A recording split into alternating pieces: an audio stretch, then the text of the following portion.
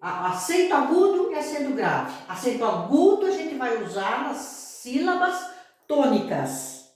Acento grave a gente vai usar na crase. Tem que ter o A. Não dá para você usar crase sem o A, tá ok? Então aqui nós temos, o que eu vou fazer agora com vocês? Eu vou explicar para vocês o que é crase. Vamos ver o que é crase, então. Preste atenção nessas frases. Falei com a professora de inglês. Não tem crase. Ó, não tem o acento grave. Refiro-me à professora de inglês. Tem crase. Refiro-me àquela professora de inglês. Tem crase. Refiro-me àquele professor de inglês. Olha, então vejam bem. Primeiro fala-se que crase só usa-se antes de palavras femininas. Aqui no caso eu tenho uma palavra masculina e usei crase. Então as regras são basicamente essas. Olha, crase é a fusão do artigo a mais um a de uma outra palavra ou a de uma preposição. Vamos ver isso aqui direitinho, olha. Aqui eu não tenho crase porque eu tenho um a só, o a de professora. Falei com a professora de inglês. Se fosse professor, falei com o professor, tá? Então não tem crase porque é só um artigo. A crase é um a mais um a.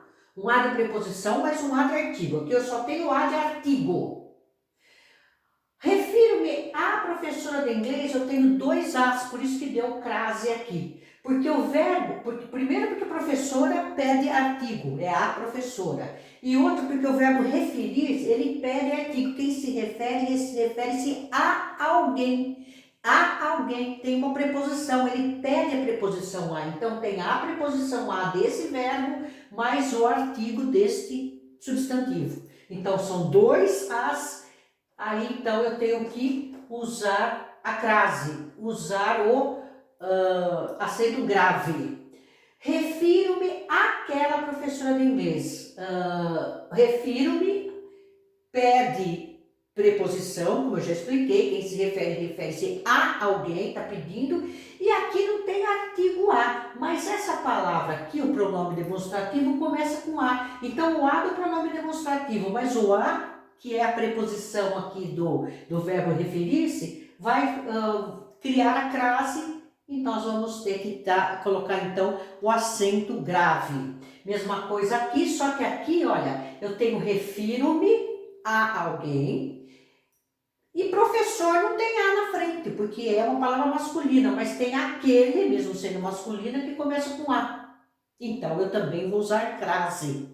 Então, para ter crase, para ter esse acento aqui grave, que é ali, ó, do lado esquerdo, eu tenho que ter um a de preposição e um a de artigo ou de início da palavra aquele, aquilo. Por isso que esses aquele mesmo sendo masculino, ele vai juntar com uma preposição do verbo e vai formar uma crase.